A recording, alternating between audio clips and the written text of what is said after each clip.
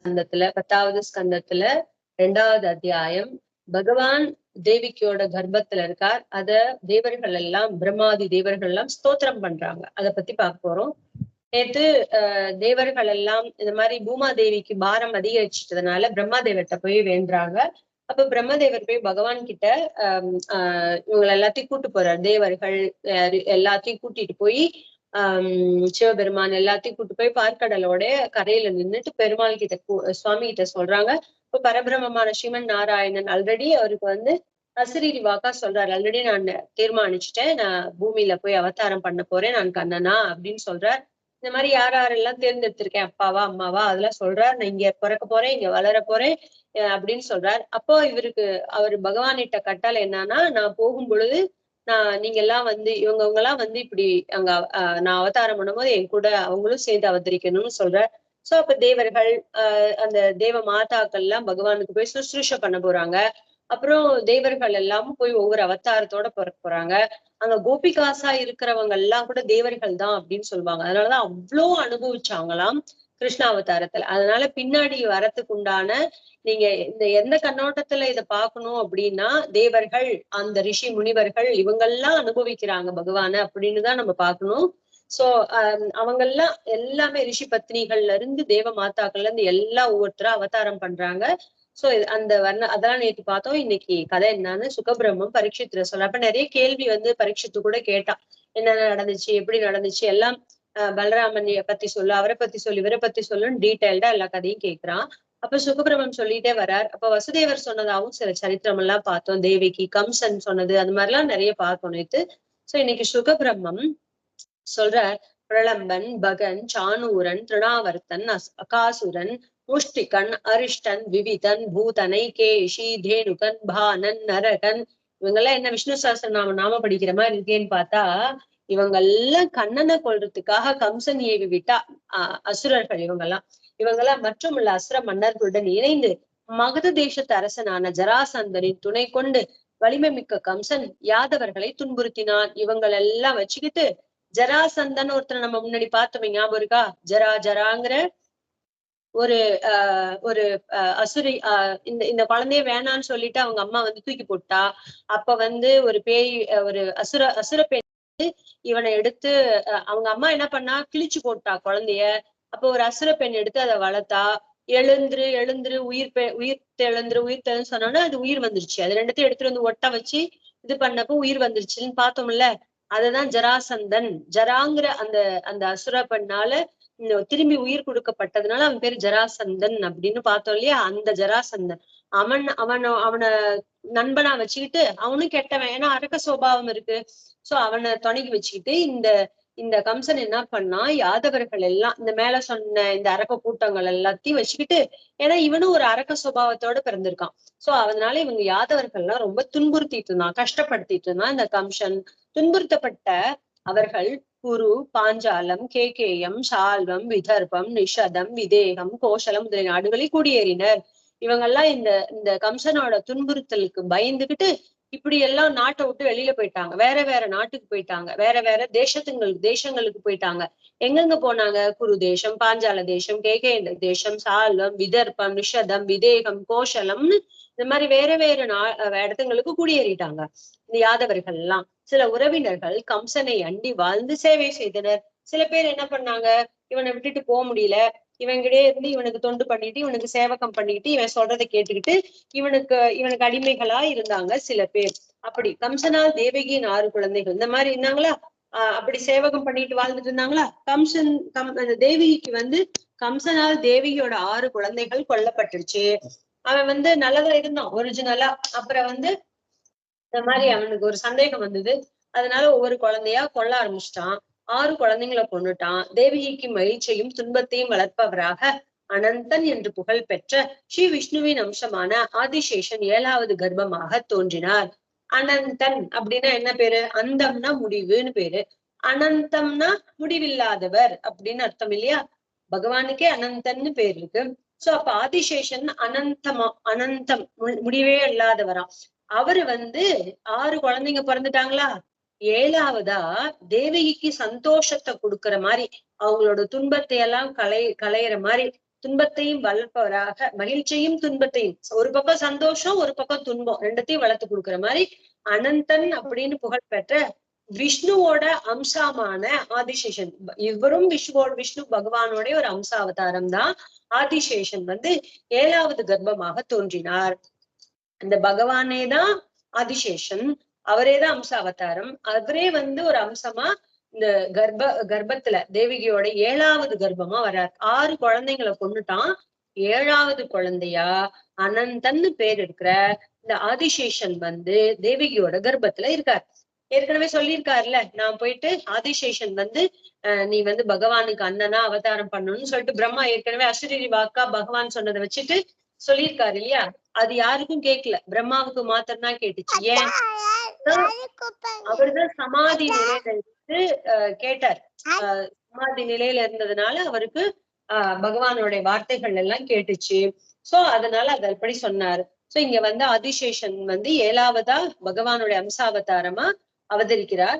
எல்லா உயிரினத்துக்கும் ஆத்மாவான பகவானும் தம்மை அண்டியுள்ள யாதவர்களுக்கு கம்சனிடத்திலிருந்து உண்டான பயத்தை உணர்ந்து தன் யோக மாயைக்கு பின்வருமாறு கட்டளையிட்டார். ரொம்ப அற்புதமான சரித்திரம். பகவான் என்ன பண்ணார்? எல்லா உயிர்களுக்கும் அந்தராத்மாவா இருக்கக்கூடிய பகவான் ஸ்ரீமன் நாராயணன் நம்மள அண்டி இருக்கக்கூடிய அந்த யாதவர்கள் எல்லாம் கம்சன்னால பயந்து நடுங்குறாங்க அப்படிங்கறத தெரிஞ்சுக்கிட்டு தன்னுடைய சக்தி, நம்ம ஒவ்வொருத்தருக்கும் ஒரு சக்தி இருக்கும்ல, அதுக்கு ஒரு ரூபம் கொடுத்தா எப்படி இருக்கும்? அப்படி பகவானுடைய சக்திக்கு அந்த அவருக்கு இருக்கிற அந்த ஞான சக்தி, ஐஸ்வர்ய 6 குணங்கள் சொல்றோம்ல, அதுல ஷட்குண்யம்னு சொல்லுவோமே, அதுல இருக்கிற ஒரு குணம் சக்தி. அததான் யோகமாயா அப்படின்னு சொல்லுவோம். அத விஷ்ணு மாயா அப்படின்னு சொல்லுவோம். அந்த யோக மாயை கிட்ட பின்னாடி இப்படி சொல்ற மாதிரி கட்டளையிடுறார், ஆர்டர் போடுறார். என்னென்ன ஆர்டர் போடுறார்? பகவான் யோக மாயையான விஷ்ணு மாயைக்கு கட்டளையிடுகிறார். மங்கள வடிவிலான தேவியே, கோபர்களாலும் பசுக்களாலும் அழகுற்ற ஆயர்பாடிக்கு செல். அங்கு நந்தரின் கோகுலத்தில் வசுதேவரின் மனைவியான ரோஹிணி இருக்கிறாள். வசுதேவரின் மற்ற மனைவிகளும் கம்சனிடம் பயந்து வெவ்வேறு இடங்களில் மறைவாக வசிக்கிறார்கள். ஏற்கனவே இவருக்கு 7 மனைவிகள்னு பார்த்தோம் இல்லையா? தேவிக்கு கூட 7 பேர் பிறந்திருக்காங்க. அந்த 7 பேருமே வசுதேவரை கல்யாணம் பண்ணிக்கிட்டாங்க அப்படின்னு பார்த்தோம்ல. அதுல ஒரு மனைவிதான் ரோஹிணின்னு பார்த்தோம். இவங்க 2 பேர்த்தையும் புடிச்சு ஜெயில போட்டான். யாரு? தேவகியும் வசுதேவரையும் புடிச்சு ஜெயில போட்டான். மத்தவங்களையும் எல்லாத்தையும் கஷ்டப்படுத்துறான் இல்லையா?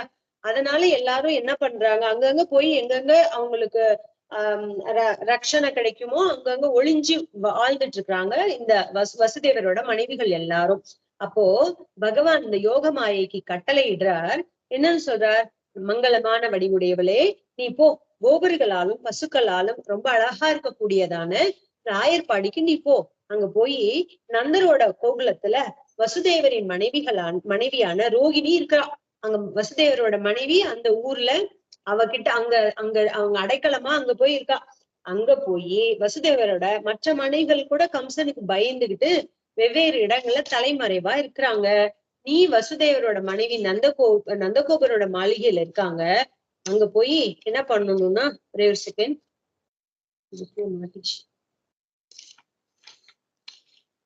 நீ அங்க போயிட்டு தேவிகியோட வயிற்றுல இருக்கிற சேஷன் என்கின்ற என் அம்சமான கருவை எடுத்து ரோஹிணியின் வயிற்றில் வை அப்படின்னு சொல்றார்.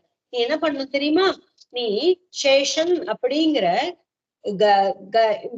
தேவகியோட கர்ப்பத்துல 7வது குழந்தையா இருக்குல்ல, அது ஆதிசேஷன் அவதாரம், அது பகவானுடைய அவதாரம். அதனால அதுக்கு பேரு சேஷன்னு பேர். அனந்தன் சேஷன், அதுல பாதி பேர் சுருக்கமா வச்சிருக்காங்க.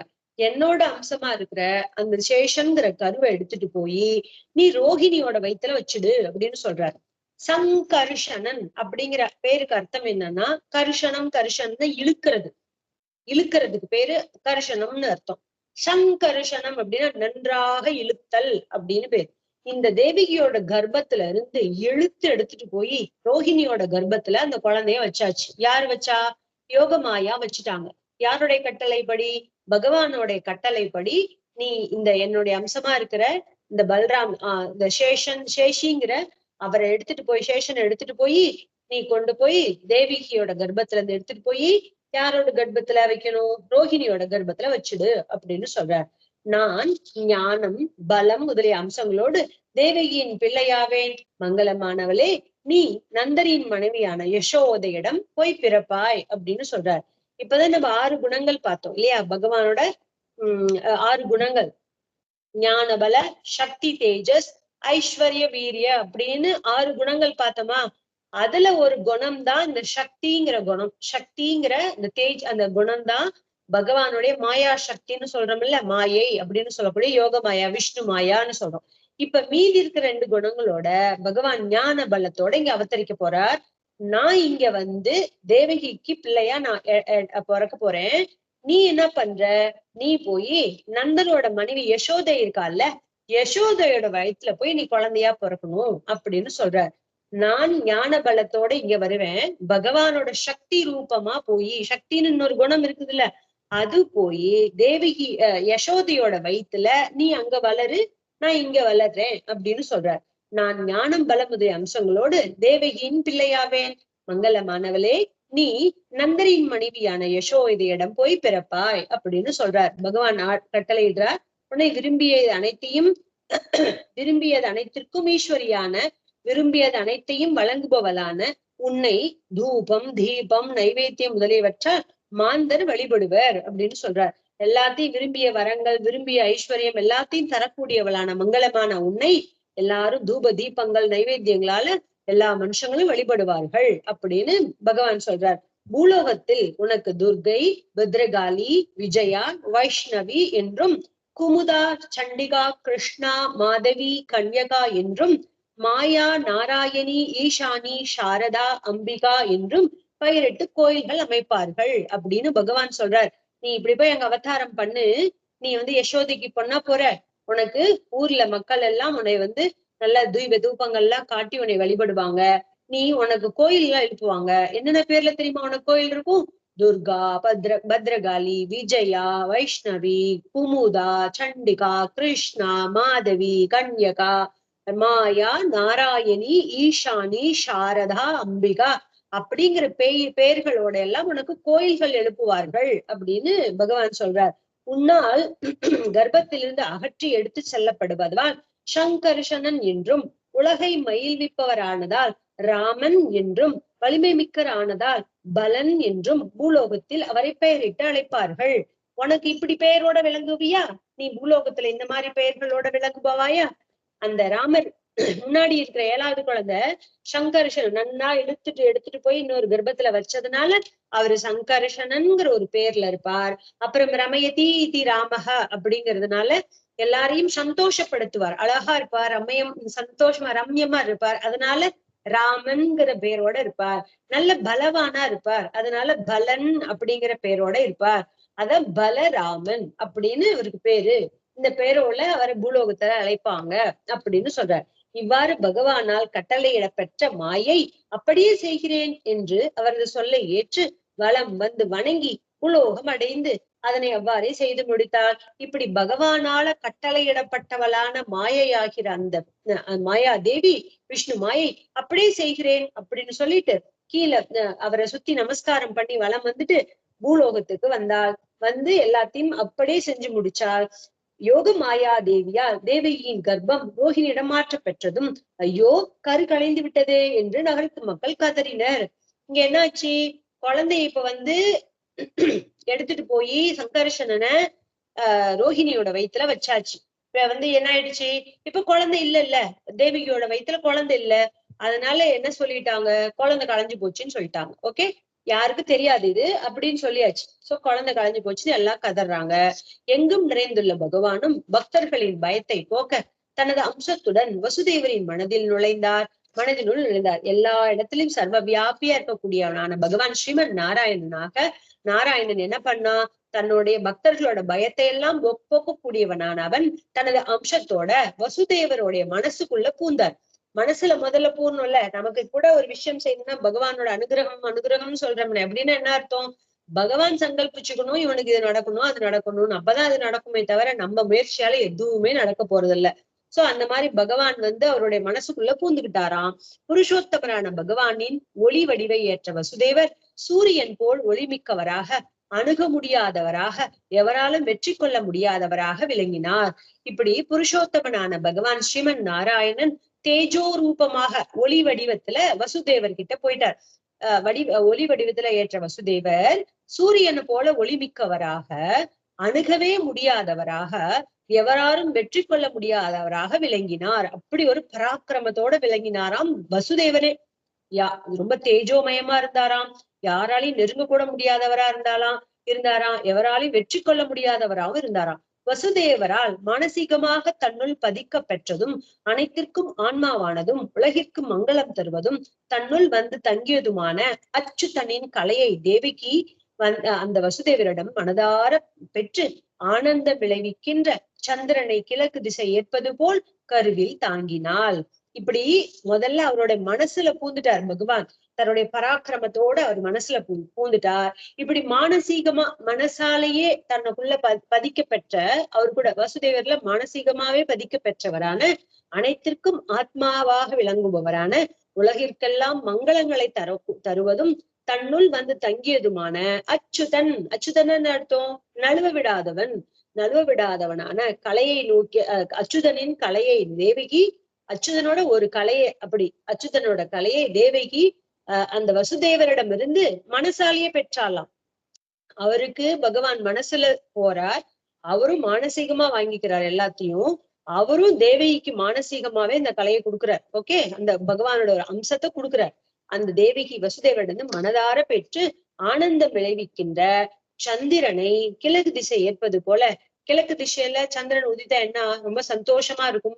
அப்ப பௌர்ணமியா இருக்கும் இல்லையா, அது போல திசை ஏற்பது போல கருவில் தாங்கினால், உலகம் அனைத்தையும் தன்னுள் கொண்ட பகவானை தன்னுள் தாங்கி நிற்கும் அந்த தேவகி கம்சனது மாளிகையில் சிறைப்பட்டவளாக, குண்டத்தில் அடைக்கப்பட்ட தீ பிழம்பு போல் அறிவால் துஷ்டனானவனிடம் அடைப்பட்ட அனைவருக்கும் நன்மை பயக்கும் வேத வித்தை போல் ஒளி மங்கி முழுவதுமாக விளங்காமல் இருந்தாள் அப்படின்னு சொல்றார். ரொம்ப அற்புதமா பகவான் கர்ப்பத்துல வந்தாச்சு.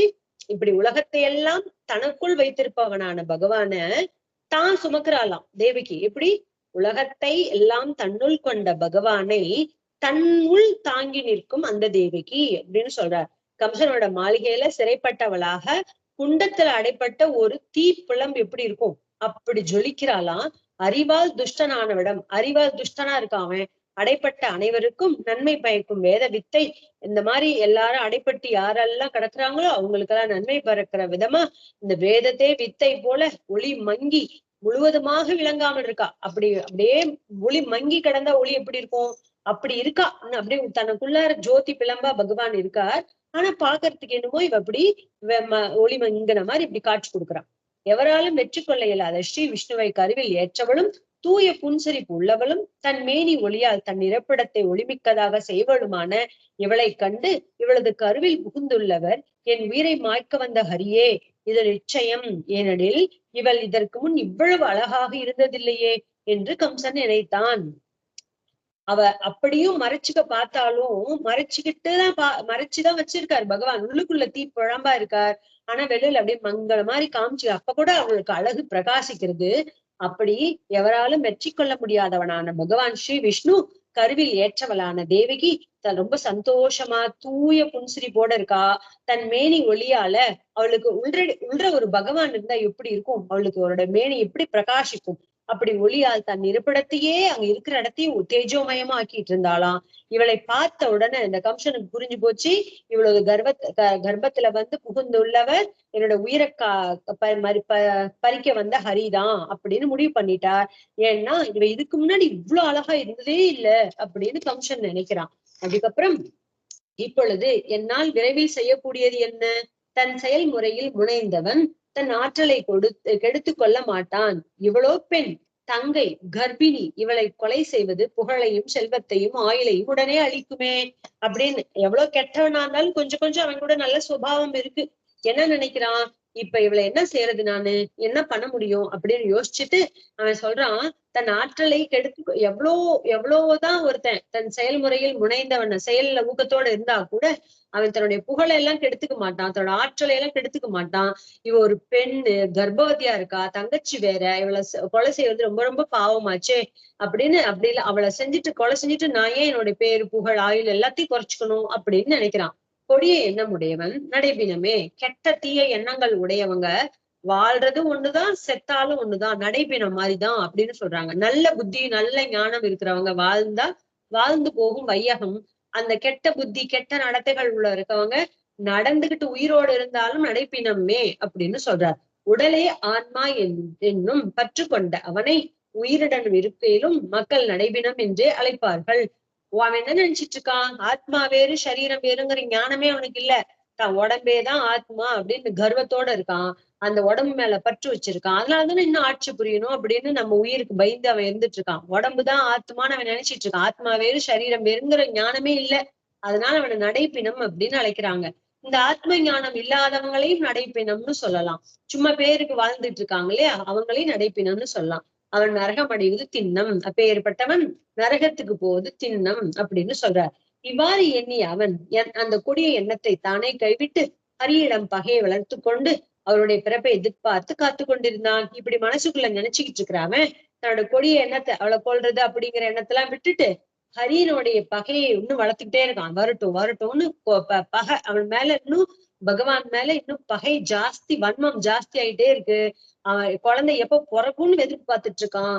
கம்சன் உட்கார்ந்திருந்தாலும் படுத்திருந்தாலும் நின்றாலும் உண்ணும் போதும் தரையில் சுற்றி நடந்தாலும் எல்லா நிலைகளிலும் இந்திரியங்களின் தலைவனான ஸ்ரீஹரியை பற்றியே சிந்தித்து உலகை அவர் மயமாகவே காணலானான். என்ன பண்ணாலும் இவனுக்கு பகவான் ரிஷிகேஷனோட ஞாபகம் தான் வருது. ரிஷிகம்னா இந்திரியங்கள்னு அர்த்தம். இந்திரியங்களுக்கு ஈஸ்வரன், இந்திரியங்களை அடக்கி கொடுப்பவர் அப்படின்னு சொல்லலாம்.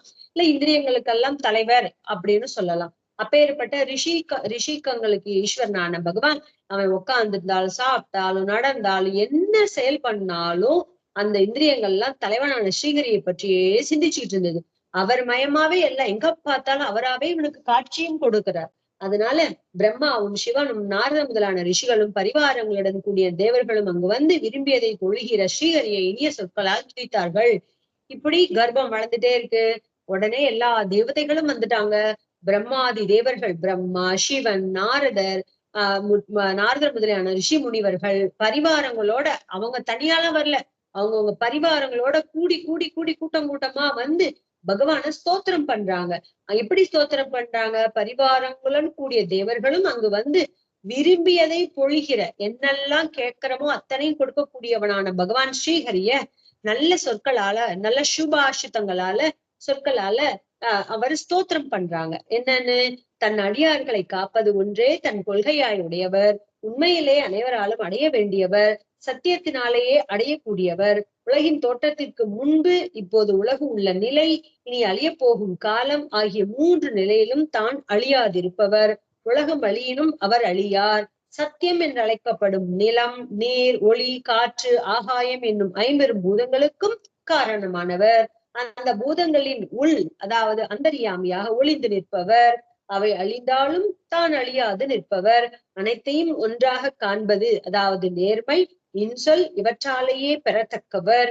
இவ்வாறு எவ்வகையிலும் சத்தியமாக உள்ள உங்களை சரணமடைந்தோம் அப்படின்னு இத்தனை தேவர்களும் முனி ரிஷிவர்களும் பிரம்மாதி தேவர்கள், சிவன், முடி எல்லாரும் பரிவாரங்களோட வந்து ஸ்தோத்திரம் பண்றாங்களாம். இந்த இந்த 50 பூதங்கள் நித்தியம், சத்தியம்னா நித்தியம்னு சொல்றோம்ல. எல்லாரும் நம்ம என்ன நினைப்போம், காடு உள்ளவரை, நதி உள்ளவரை, மலை உள்ளவரைன்னு சொல்லுவோம். அது கூட ஒரு நாள் அழிஞ்சு போயிடும்ல. அது நித்தியம் கிடையாது, சத்தியம் கிடையாது. ஒரு பிரளயம் வந்தா அழிஞ்சு போயிடும். ஒரு ஒரு நிலச்சரிவு ஏற்பட்ட மலை அழிஞ்சு போயிடும். ஒரு நதி ஆட்டு படுகையே மாறி போயிடுறது, அதெல்லாம் மாறும். அது நித்தியம் கிடையாது. ஆனா பகவான் நித்தியமானவன். அப்பேற்பட்ட பகவானான தேவரீர நாங்கெல்லாம் சரணம் அடைந்தோம். ஆசிரயம், சரணம்னா என்ன அர்த்தம், உன்னையே தஞ்சமாக வந்து அடைந்தோம் அப்படின்னு நமஸ்காரம் பண்ணிக்கிறாங்க.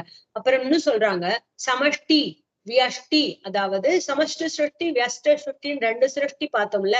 சமஷ்டி சிருஷ்டினா முதல்ல உண்டாகிற சிருஷ்டி பகவானால படைக்கப்படுது. வியஷ்டி சிருஷ்டினா கண்ணுக்கு தெரியற மாதிரி இந்த பிரகிருதி இதெல்லாம் பிரம்மாவுக்கு அப்புறம் படைக்கப்படுது. பிரம்மாவுக்கு முன்னாடி இருக்கிற சிருஷ்டிக்கு பேரு சமஷ்டி சிருஷ்டின்னு பேரு.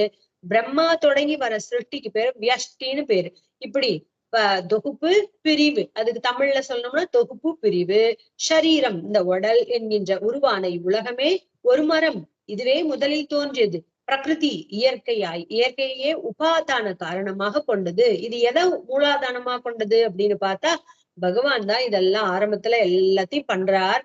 பண்ணிட்டு இதுக்கு உபாதான காரணம், அதாவது உபாதான காரணம்னா இப்ப நான் பகவான் இருக்கார், நான் இதெல்லாம் ஆக போறேன் அப்படின்னு அவரு சங்கல்பிச்சுக்கிறார்ல, அப்ப அதுக்கு உறுதுணையா இருக்குன்னு சொல்லலாம். ஓகே, உறுதுணையா இருக்கிறது உபாதான காரணம்னு சொல்லுவாங்க. பிரகிருதி உபாதான காரணமாக கொண்டது. பகவானது மாயே தனது தோற்றத்திற்கு காரணம் உடையது. அப்ப பிரகிருதி இந்த பகவானோட மாயா சக்தி இருக்குல்ல, அதுதான் உபாதான காரணமா இருக்கு. இன்பம் துன்பம் என்னும் 2 பழங்களை உடையது. அந்த மரம் எப்பேற்பட்ட பழங்களை உடையது? 2 விதமான பழங்கள், ஒரு இன்பம்ங்கிற பழம், ஒரு துன்பம்ங்கிற பழம். அப்புறம் சத்துவம் ரஜஸ் தமஸ் என்கின்ற முக்குணங்களையும் வேர்களாக கொண்டது. அந்த மரத்துக்கு எது வேர் அப்படின்னு பார்த்தா சத்துவம் ரஜஸ் தமஸ் அப்படிங்கிற 3 குணங்களே அதுக்கு வேறா இருக்கு. அறம்பொருள் இன்பம் வீடு என்கிற 4 பேர்களையும் 4 சுவைகளாக கொண்டது. எந்த சுவை வேணுமோ அவங்கவுங்களுக்கு பிடிச்ச சுவை எடுத்துக்கலாம். இன்பம் அறம் பொருள் இன்பம் வீடு அப்படிங்கிற 4 வகை சுவைகளாக இருக்கு. 5 ஞானேந்திரியங்கள், மெய் வாய் கண் மூக்கு செவி அப்படிங்கிற ஞான இந்திரியங்கள். அதாவது ஒரு பொருளை பாக்குறதுனால நமக்கு ஒரு ஞானம் ஏற்படுது இல்ல, ஒரு விஷயத்த காதால கேட்கிறோம், அப்ப அது காது மூலியமா நமக்கு கிடைக்கக்கூடிய ஞானம்.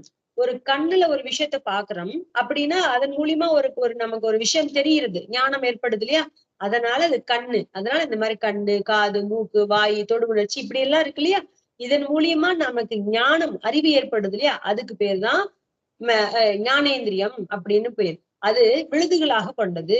இந்த ஒரு மரம் இருக்கு, இந்த மரத்துக்கு எது இதெல்லாம் என்னென்னு சொல்றார்.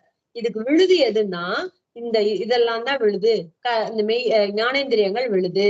அப்புறம் சோகம் அதாவது வருத்தம், மோகம் மயக்கம், ஜரை நரை, அப்புறம் மிருத்யு மரணம், பசி தாகம் என்ற 6ம் மாறும் தன்மைகள் கொண்டவை. இது எப்போது நிலைச்சு இருக்க போதா? கிடையாது, இது மாறிக்கொண்டே இருக்கும். தீர்த்தம் சாப்பிட்டுட்டு தண்ணி குடிச்சிட்டோம்னா தாகம் அடங்கிடுது, சாப்பிட்டுட்டோம்னா பசி போயிடுறது. சோ இதெல்லாம் மாறுதலுக்கு உட்பட்டது இல்லையா. அப்புறம் சுக்கிலம் என்னும் 7 தோள்கள் போர்வைகள் உடையது. சுக்கிலம் என்னும் 7 தோள்கள், நம்ம சுக்கிலம்ங்கிறது 7 தாதுக்கள்னு சொல்லுவாங்க. அது போர்வையா அதால மூடப்பட்டு இருக்குல்ல இந்த உடம்பு. சரீரம்ங்கிறது எப்படி இருக்கு? 7, இந்த எலும்பு மஜ்ஜை ஷீல் அப்படின்னு சொல்லக்கூடிய சதை அப்படின்னு சொல்லக்கூடிய இதனால 7 தாதுக்களால மூடப்பட்டிருக்கு, போர்வை உடையது அப்படின்னு சொல்றாரு. 5 பூதங்கள், மனம் புத்தி அகங்காரம் என்கின்ற 8 கிளைகள் கொண்டது. அப்புறம் என்னென்ன இருக்கு? அந்த 5 பேரு பூதங்கள், அப்புறம் மனசுங்கிற 6வது தத்துவம், அப்புறம் புத்தி அகங்காரம், இப்படி 8 கிளைகளை கொண்டது. கண் காது மூக்கு வாய் என மேலே முகத்தில் 7 துவாரங்களையும் கீழே மல துவாரங்கள் 2 என 9 வாய்களை உடையது. இந்த சரீரம் இந்த மரத்துக்கு எப்படி 7 துளைகள் 9 துளைகள் இருக்கு. மேல எத்தனை துளைகள்? 2 மூக்கு, 2 கண்ணு, 2 காது, 6ஆச்சா. அப்புறம் மனசுங்கிறது 1, 2 கண் காது மூக்கு வாய் 1, இது மேல 7, கீழே நம்ம மலஜலம் கழிக்கிறதுக்கு 2 துவாரங்கள். சோ 9 வாயிலுடைய பட்டணம் அப்படின்னு நிறைய இடத்துல பார்த்திருக்கோம். அப்புறம் காற்றுக்கள் இருக்கு, வாயு இருக்கு. பிராண அபான வியான உதான சமான அப்படின்னு பெரும் காற்று, பெரும் பிராண 5 பெரிய சக்தி காத்து இருக்கு. அதுக்கு உப பிராணன்னு சொல்லக்கூடிய நாகன் கூர்மன் கிருகரன் தேவதத்தன் தனஞ்சயன் அப்படிங்கிற 10 வகையான வாயுக்கள். மெயின் வாயுக்கள் 5, அதுக்கு உபவாயுக்கள்னு 5.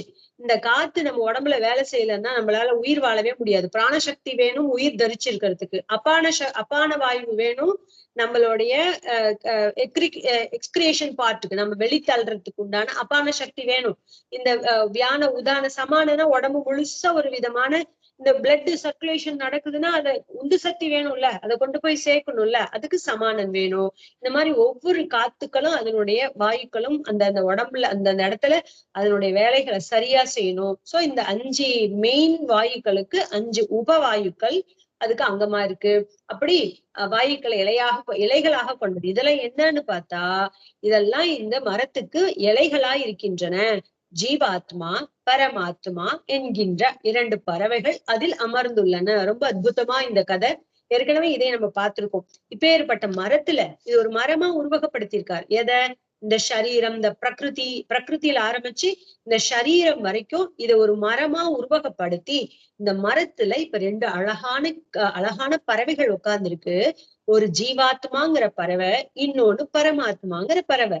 இவ்வுலகான மரத்தின் தோற்றத்திற்கு காரணம் தாங்களே. அது ஒடுங்கும் இடமும் தாங்களேதான். அதனை காப்பவரும் தாங்கள்தான். தங்கள் மாயையை மறைக்க அறிவு மங்கிய அறிவிலிகள் ஜீவன் வேறு, பகவான் வேறு என தங்களை பலவாறாக காண்கிறார்கள். ஆனால் அறிஞர்கள் அவ்வாறு காண்பதில்லை. இந்த உலகத்துல மரத்தின் தோற்றத்துக்கு காரணமே நீங்கதான். இந்த மரம்னு சொல்ற பிரகிருதி இருக்கே, அதுக்கு தோற்றத்திற்கும் காரணம்தான் நீங்கதான். அது அடங்குற இடமும் நீங்கதான். அதனை காப்பவரும் நீங்கள் தான். அதாவது சிருஷ்டி லயம் பிரளயத்துக்கு காரணமே நீங்கதான் அப்படின்னு சொல்றார். தங்கள் மாயையை மறைக்கதான் அறிவு மங்கிய அறிவிலிகள் தங்களை பலவாறாக காண்கிறார்கள். ஆனா எல்லாத்துக்கும் அந்தரியாமையா தேவரி இருக்கீங்கிறது யாரும் நினைக்கிறதே இல்ல அப்படின்னு சொல்றார். பேரறிவாகவும் ஆத்மாவாகவும் உள்ள நீங்கள் அசையும் அசையா பொருட்களை கொண்ட உலகின் நலனுக்காக பல வடிவங்களை மேற்கொள்கிறீர்கள். நீங்க எப்படி தெரியுமா இருக்கீங்க? பேரறிவா இருக்கீங்க. என்ன அறிவு? நமக்கு இருக்கிறது பிரம்ம பூத்த ஞானம். பகவான் அறிவே ஞானமே மயமா இருக்காரு, ஆனந்தமே வடிவா இருக்காரு, சித்தே ரூபமா இருக்காரு இல்ல. அதனாலதான் பேரறிவாகவும் ஆத்மாவாகவும், எல்லாத்துக்கும் அந்த ஆத்மாவும் அவர் தானே இருக்காரு. சோ இப்ப ஆத்மா அவரேன்னு சொல்லிடலாம். அதை வச்சுதான் இவங்க சொல்றாங்க ஒரே ஆத்மா அப்படின்னு. ஆத்மாவாகவும் உள்ள நீங்கள் அசையும் அசையா பொருட்களை கொண்ட உலகின் நலனுக்காக பல வடிவங்களை மேற்கொள்கிறீர். எல்லாத்துக்குள்ளயும் இருக்கார் பகவான். அசைகிற பொருள்லயும் இருக்கார், அசையாத பொருள்கள்லயும் இருக்கார், சராச்சரம் ரெண்டுத்துலயுமே இருக்கார். அப்ப உலகனுடைய நலனுக்கு பல வடிவங்களை தேவரில் எடுத்துக்கிறீங்களே தவிர எல்லாத்துக்கும் அந்தரியாமையா தேவரி இருக்கீங்க. அவை சத்துவ குணம் பொருந்தியவை, நல்லோருக்கு இன்பம் தருபவை, தீயோருக்கு நல்லதல்லாதவை. அந்த உங்க குணம் எப்பேற்பட்ட தெரியுமா? சத்துவ குணமே உடையது, எல்லாத்துக்கும் நல்லது பயக்கக்கூடியது. தீயவங்களுக்கு கெடுதல் கொடுக்கும், நல்லவங்களுக்கு நல்லது கொடுக்கும். அப்பேற்பட்ட தேவரியோட குணம் அப்படின்னு சத்துவ குணத்தை இருக்கும் பொழுது அப்படி இருக்கீங்க. அப்புறம் செந்தாமரை கண்ணா, சில அறிஞர்கள் சுத்த சத்துவமே உருவான தங்களிடமே சமாதி நிலையில் ஒன்றுபட்ட திடமான சித்தத்தால் பெரியோர்களால் கண்டெடுக்கப்பட்ட தங்கள் திருவடி ஆகிற ஓடத்தை கொண்டு இந்த சம்சார கடலை பசுங்கன்றின் குளம்படியை போல் எளிதில் கடக்கின்றனர். நேற்றுதான் இதே பார்த்தோம். நேற்று நம்ம பாகவதத்திலையும் பார்த்தோம், இதுலயும் பார்த்தோம். என்ன சொல்றாங்க? நல்ல அறிவு இருக்கிற ஞானிகள், பெரிய பெரிய ரிஷி முனிவர்கள், ஆத்ம தத்துவத்தை அறிஞ்ச ஞானிகள்லாம் என்ன பண்றாங்க? செந்தாமரை கண்ணா, நல்ல அறிஞ்ச ஞானிகள் சுத்த சத்துவமே உருவானவங்க கிட்ட சமாதி நிலையில உங்களையே தியானம் பண்ணி உங்களை தவிர வேற நினைவுகளே இல்லாம இருக்கிறாங்கல்ல, அந்த திட சித்தத்துல இருக்கிறவங்க பெரியோர்களால் கண்டெடுக்கப்பட்ட என்னத்தை சர்வ சாஸ்திரான ஆலோக்கிய அப்படின்னு நம்ம பார்த்திருக்கோம்ல. எல்லா வேதங்களையும் சலிச்சு பார்த்தா இந்த திருவடிதான்னு சொல்லுது. அதுதான் வேதத்துக்கு சிரசு போல இருக்கு, சிரசுல வைக்க பூஷணம் போல இருக்குன்னு நேத்து பார்த்தோம் இல்லையா? பாதுகா சாஸ்திரநாமல. அது போல எல்லாத்துலயும் சொல்லப்படுறது எது தெரியுமா?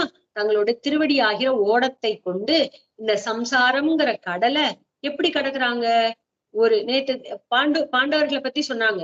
இந்த சம்சாரங்கிற கடலை இந்த பாண்டவர்கள் ஒரு குளம்படி நீரை தாவறது போல கடந்துடுறாங்க அப்படின்னு சொன்னாரு. எதனால?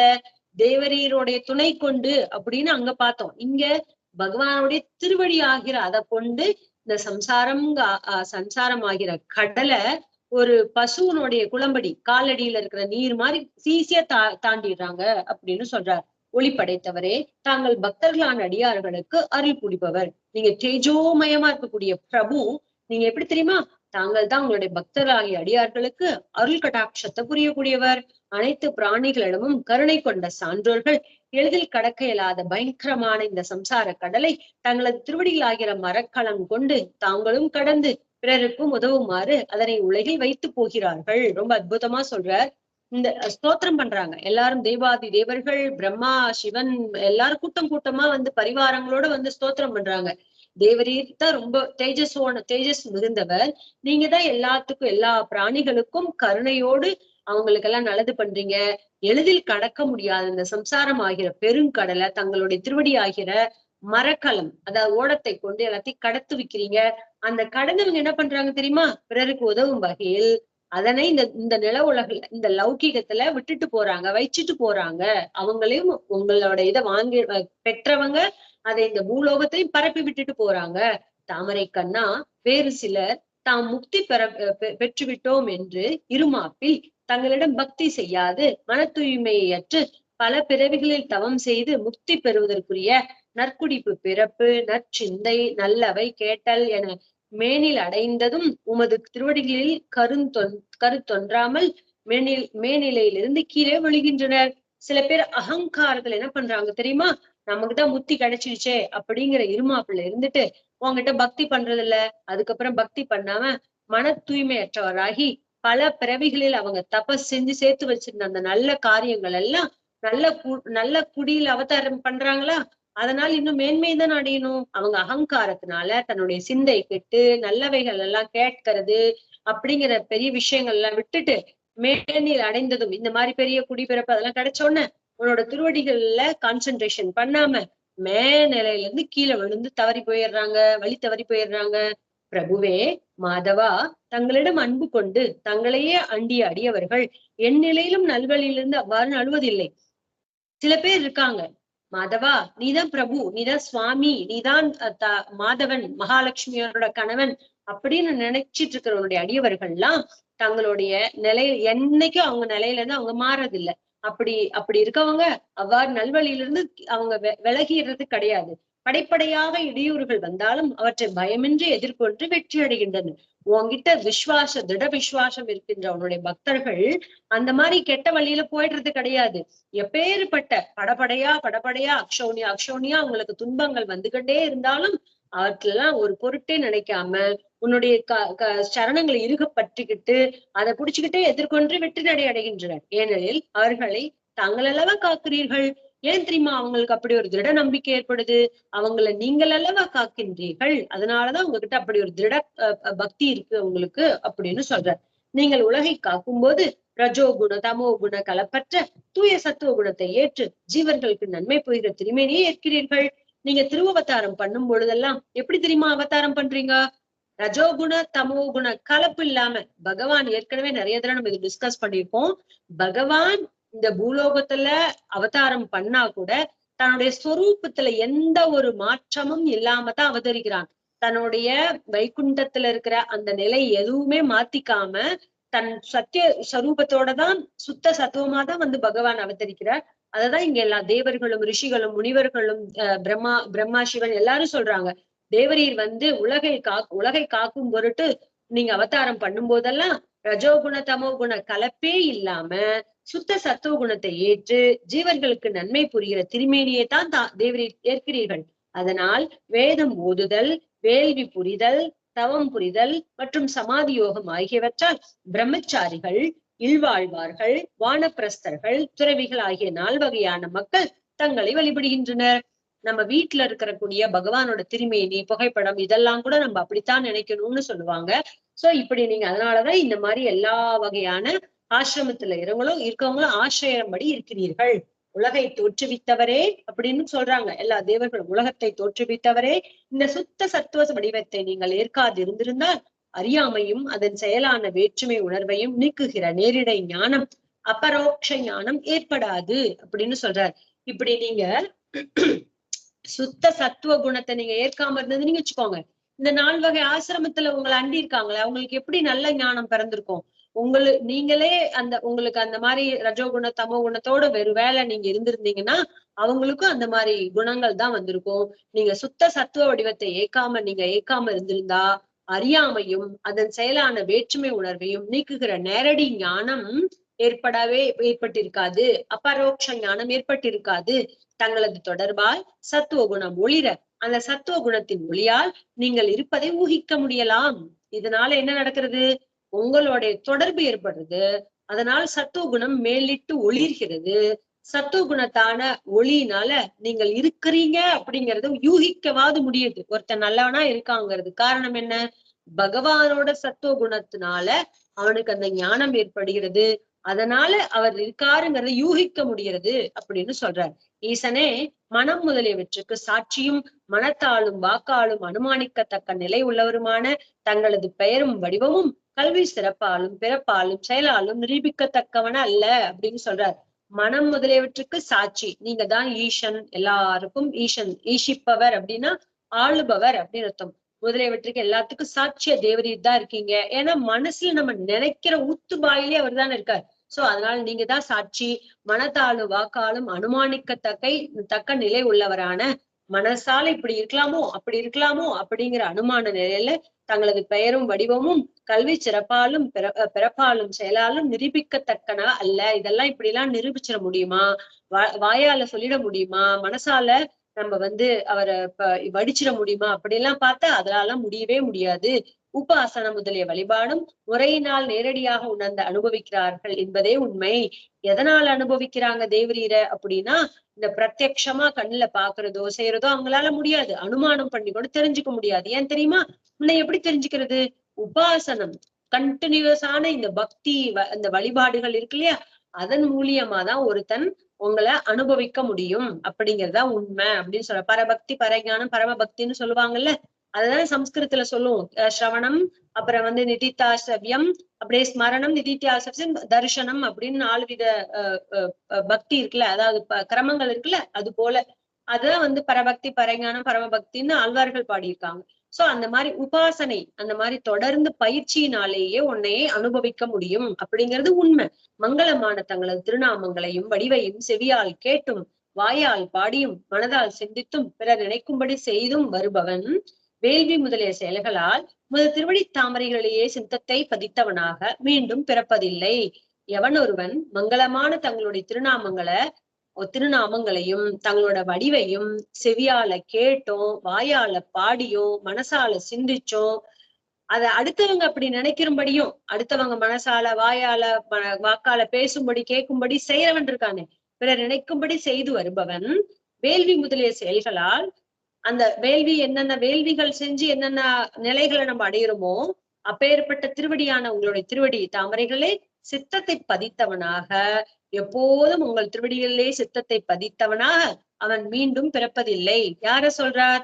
எப்போது பகவான் நாமங்களை மனசால நினைச்சு வாயால பாடி கையால தொழுது அடுத்தவங்களுக்கும் அதே மாதிரி நினைக்கும்படி செய்யறவன் உங்களோட திருவடி தாமரைகள்ல சித்தத்தை தவிர வேற எங்கேயும் அவன் எடுக்கிறது இல்ல. அவனுக்கு திரும்ப மீண்டும் பிறவியும் இல்லை அப்படின்னு சொல்றார். ஸ்ரீஹரியே ஈசனான தங்கள் பிறப்பால் தங்கள் திருவடிகள் அடைக்கலம் புகுந்த இந்த பூமி தேவியின் சுமை அகற்றப்பட்டது. ஏ பகவான் ஸ்ரீஹரியே, ஹரினா ஹரிஹரதி இதி பாப்பகா அப்படின்னு சொல்லுவாங்க.